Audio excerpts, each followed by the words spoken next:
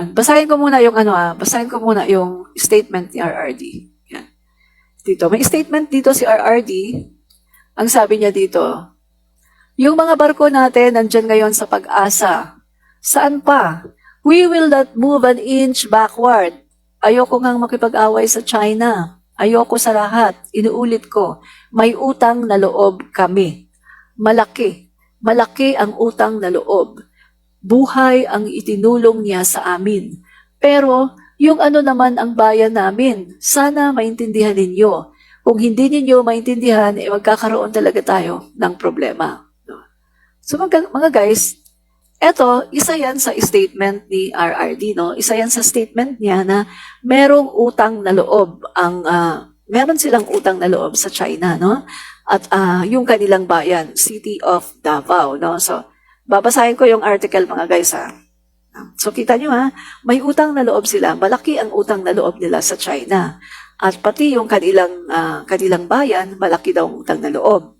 So, ibig ba sabihin, dahil malaki ang utang na loob nyo sa China, pati yung pamilya nyo, malaki ang utang na loob, ibig ba sabihin, pwede nang ipamigay ang West Philippine Sea dahil malaki ang utang na loob nyo sa China? Ay talagang tuta talaga kayo. Tuta ng China, no? So, yan mga guys, no? Kaya yan ang aim ngayon ng China, ang iluklok ang kanilang tuta sa 2028, no? Kung hindi man maging successful ngayon yung ginagawang destabilization plot against kay PBBM, ay gagawin nila ang lahat ng paraan para mailuklok nila ang kanilang tuta na Pangulo sa 2028. Walang iba kundi si Sara Duterte. So ito mga guys, ha. Okay, China's bet on Sara Duterte payoffs, no? So ito mga guys, panahon ito mga guys na si Sara Duterte ay mayor pa, no? Mayor ng Davao, no? So Sara Duterte's comfortable election as the Philippines' next vice president on May 9, alongside winning presidential running mate Ferdinand Bongbong Marcos Jr., will be warmly welcomed in Beijing, no? So with Marcos likely to bring the Philippines closer to China. Akala kasi ng China, mga kaibigan, na si PBBM ay susunod doon sa foreign policy ni RRD. So akala nila na etong si PBBM ay magiging close din sa China, no? So to help consolidate his family's return to Malacanang Palace, no? Sara Duterte, daughter of outgoing President Rodrigo Duterte, represents an added return on Beijing investment in Philippines presidential politics since her father election in 2016. So, mga kaibigan, meron din palang tulong ang China doon sa presidency ni RRD, no? Baka nagbigay din ng funding, no? Hindi lang sinabi. Sara Duterte has built strong relationship with Chinese government officials in her capacity as mayor of Davao City on the southern island of Mindanao. So, kita nyo mga kaibigan, taking advantage of direct foreign investments and other commercial opportunities from China. Sara Duterte has developed the Davao region and integrated Davao City, the region's capital, with several Chinese provinces. No? So, mga kaibigan, no? So, parang, yung Davao daw, parang, dine-develop siya, alike with, yung parang, naka-align siya doon sa mga China, no? China provinces, mga kaibigan, no? Establishing a consulate in Davao in 2028 with the primary purpose of strengthening their ties with Duterte's. No, so, kita nyo mga kaibigan, in February 2020, the Chinese ambassador Wang Xilian traveled to Davao City to meet with Sara Duterte and her brother, Vice Mayor Sebastian Duterte, to praise the duo for their COVID vaccination management and affirm their long-term friendship. Through its consulate in Davao, Beijing aided the vaccination effort by donating 1,000 tables, 43 motorcycles, and the Davao Consulate has also become a place from which Chinese government officials can interact directly with other Mindanao officials. So parang yung kaya pala ang daming inchik sa Davao. At kaya pala mga kaibigan, yung mga kabarkada ni Pulong, puro Chinese drug lord. No? At, di ba? Kasi, di ba may picture ka sila yung magkasama sila sa kwarto? Sabi ko nga mga kaibigan, very unusual, no? Very unusual na makakakita ka ng mga lalaki na magkakasama sa iisang kwarto. Di ba? Usually mga kaibigan, anong ginagawa ng mga lalaki na magkakasama sa iisang kwarto?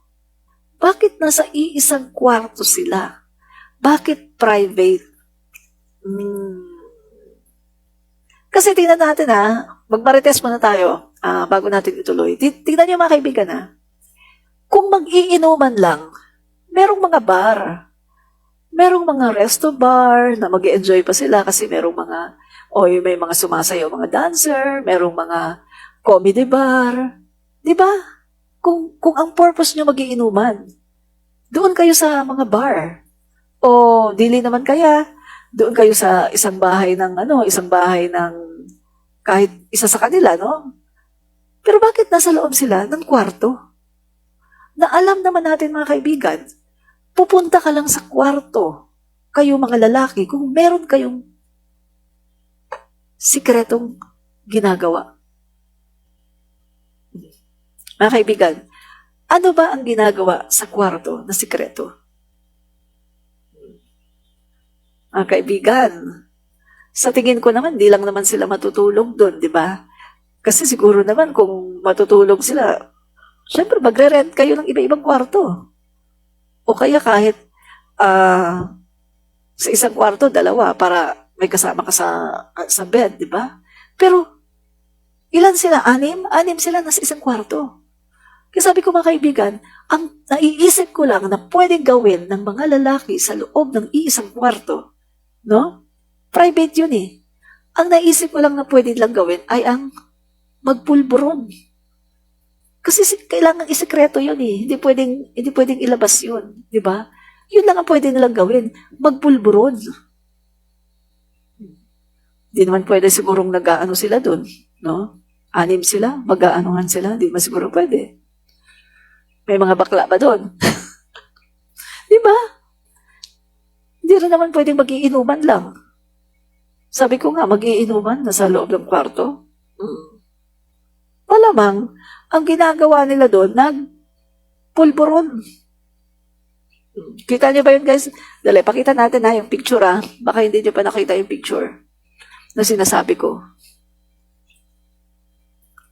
Okay, pakita ko sa inyo yung picture. Para tingnan nyo kung ano yung posible na ginagawa nila doon. Ito. Yan. Ito mga guys. 5 pala sila, 5. Nasa isang kwarto.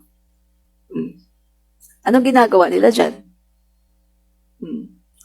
Ang mga kasama niya ay na-identified as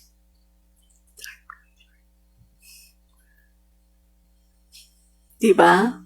Anong ginagawa nila? Mag-iinuman? Merong resto bar. Pwede kung mag-iinuman lang kayo sa resto bar. Diba? Bakit nasa loob ng kwarto? Matutulog? Matutulog sila sa kwarto, sama-sama? I doubt. Ang ginagawa lang sa loob ng kwarto, kapag mga lalaki, nagtatago sila kasi ang ginagawa nila ay illegal. Ganon, di ba?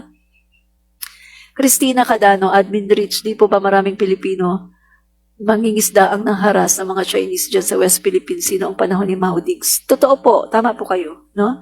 Kita nyo sa panahon ni Mao Diggs, kaibigan na kaibigan niya ang China, pero marami pa rin ang mga Pilipino na nahaharas. No? Pero kaibigan na niya ang China. Best friend na niya yun. At hindi lang yun mga guys, best friend na niya ang China. Pero, hindi pa tinupad ng China yung kanilang pangako. Doon sa mga investment na nakapag-commit ang China, hindi nila tinupad. No? Best friend pa nila yan, So, tuloy natin mga guys, So, Kayo, anong iniisip nyo? Guys, Admin o reach. ang pinapakalat na balita ng mga taong gusto lang talaga Israel. Comentarista. Nakita naman natin na ang kanilang mga pinapakalat ay walang katotohanan. Ano pa man karami ng mga taong sa'yo ay nagagalit, ang talaga naman ikaw ay hinihiba. Pero, galingan mo lang. Dagdagan mo pa, mga kaibigan. At the end of the day, performance doesn't lie. Muli si Admin Rich. Fight fake news, expose the truth. Fight fake news and expose the truth. Fight fake news and expose the truth. Fight fake news, expose the truth.